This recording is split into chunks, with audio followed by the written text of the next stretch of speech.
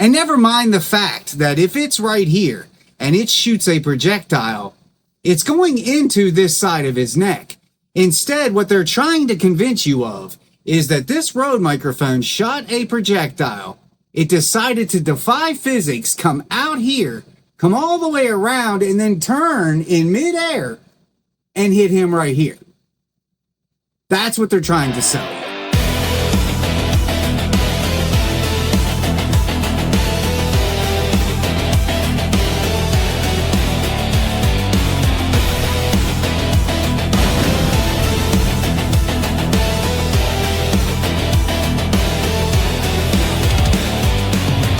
Like, hype, subscribe.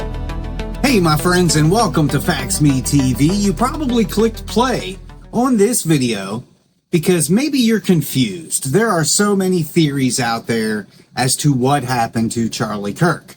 Now I'm going to tell you right out the gate, I believe Tyler Robinson shot and killed Charlie Kirk. But there is a lot of theories and conspiracies out there claiming that a Rode microphone underneath his shirt is what actually killed him. And what's causing a lot of people to believe this is the fact that his shirt poofs, right? It poofs up and moves. So this is telling these people that something happened underneath the shirt. At first, they were all pushing an exploding microphone. You know, that theory came from John Bray. It's completely ridiculous. We've debunked it 1,000 times over. Nothing exploded. There wasn't any smoke. There wasn't any fire. There wasn't any residue. No burn marks. No sound of an explosion. Nothing.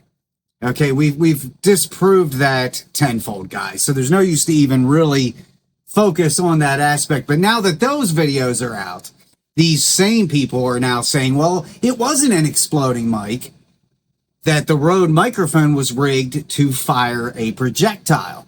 Now let's think about that for a moment. You've got the Rode microphone underneath your shirt, and it fires a projectile. Well, in order to fire a projectile, you need a primer and gunpowder, something to project it, which means there would be residue. There would be residue on his skin. There would be residue on the shirt, if not burns and tears. And there would definitely be a hole where a projectile shot through. Instead, there's nothing. His t-shirt remained crystal clean white, period. And never mind the fact that if it's right here and it shoots a projectile, it's going into this side of his neck. Instead, what they're trying to convince you of is that this Rode microphone shot a projectile. It decided to defy physics, come out here, come all the way around, and then turn in midair and hit him right here. That's what they're trying to sell you. I am not. I am here to educate you on what causes ballistic pressure waves. And you may be asking, what is a ballistic pressure wave? Well, to sum it up really cleanly for you, it's exactly what you saw happen to Charlie Kirk's t-shirt. So I have taken the time to put together a presentation to educate you on what ballistic pressure waves are and how they work. So, with that being said, let's get started, and maybe this will help some of you curb some of the confusion. Maybe it'll change some people's minds. But it was not an exploding microphone, and no projectile was fired from that Rode microphone. My personal opinion, based on the evidence at hand, is Tyler Robinson shot and killed Charlie Kirk with a .30-06.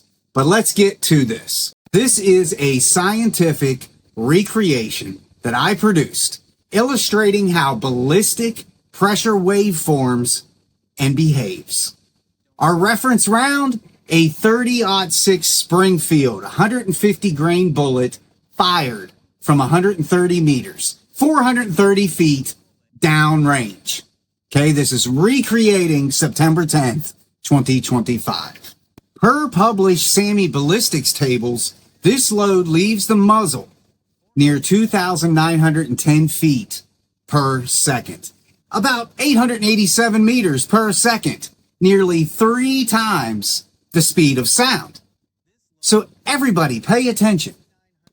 By 130 meters, aerodynamic drag has slowed it to an estimated 2,550 feet per second, retaining roughly 2,170 foot-pounds of energy, still deeply supersonic. What is our target? A plain white t-shirt on a headless mannequin, positioned at neck height, isolating the physics with no anatomy present. At real-world speed, the event is invisible. Total flight time, muzzle to target, is approximately 0.17 seconds. Now slowed down, as a supersonic projectile travels, it drags a Mach cone, a conical shockwave, through the air ahead of the wound channel. On contact, two effects occur. The permanent cavity, the crushed path directly struck by the bullet, and the temporary cavity, a radial pressure pulse that stretches surrounding material outward before elastically snapping back. This temporary cavity effect was first rigorously documented by trauma surgeon Dr. Martin Fackler in his 1988 Journal of the American Medical Association study. Ballistic pressure waves. What are they? How they propagate, and what a camera can actually show you. This is what we are going to answer.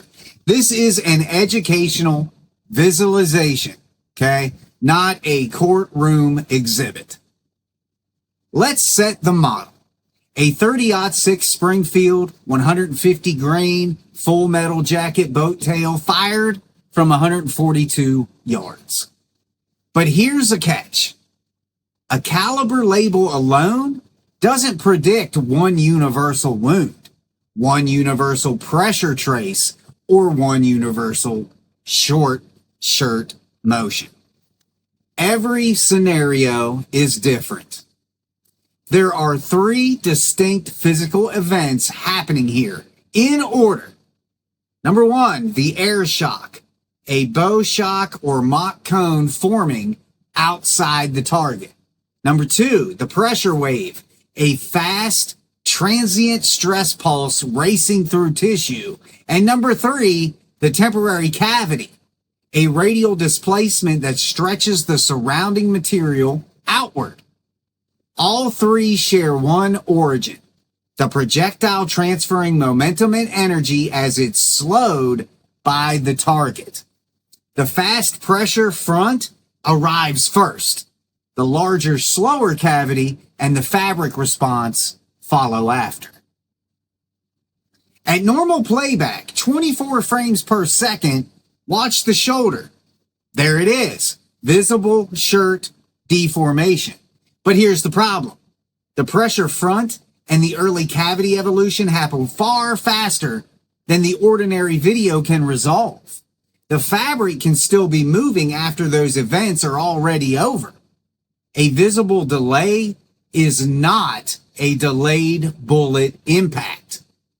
Now let's slow it down and break it apart. First, the bow shock in air. Then, as the round meets tissue, the pressure front, a fast red ring racing outward. Right behind it, the temporary cavity expands. And that radial displacement is what finally reaches the collar, producing the shirt response you saw a moment ago. 4 distinct changes and stages, one continuous misleading impression on camera. Plotted over time, the pattern is unmistakable. A sharp immediate spike, a pressure front, a wider slightly delayed curve, the temporary cavity, and the widest most delayed curve of all, fabric motion, a purely inertial response. What becomes visible later in ordinary footage can be cloth catching up to physics, not the instant of penetration. 4 forces are competing for that fabric.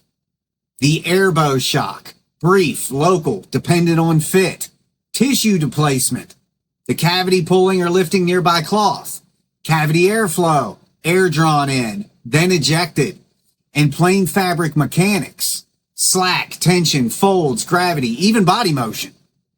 None of that is visible penetration. All of it can move a shirt. So what can ordinary video actually support? The approximate order of events, where fabric first moves, the direction it moves in, and whether a claim contradicts what's visibly on screen. The bottom line, guys, a fast pressure front can precede a larger temporal cavity, followed by a slower visible fabric response. That sequence is physically plausible.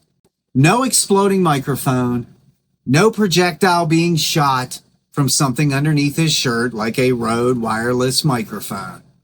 It was nothing more than Tyler Robinson shooting a .30-06 into Charlie's neck, and it caused his shirt to move. And hopefully this video helped you understand exactly what you are seeing, so you aren't relying on the grifters and the liars who are doing nothing more than trying to profit off of your ignorance. This has been Steven from FaxMe TV. Keep that truth on your tongue and God in your heart. Take care, my friends.